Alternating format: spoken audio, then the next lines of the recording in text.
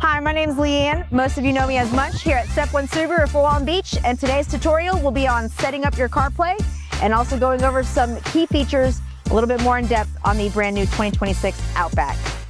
Today we're going to set up our iPhone 17 with Apple. So by doing so, you'll go into your settings on your car screen, you'll go to Manage Devices, then we're going to go into our iPhone settings, and then we'll go into the Bluetooth.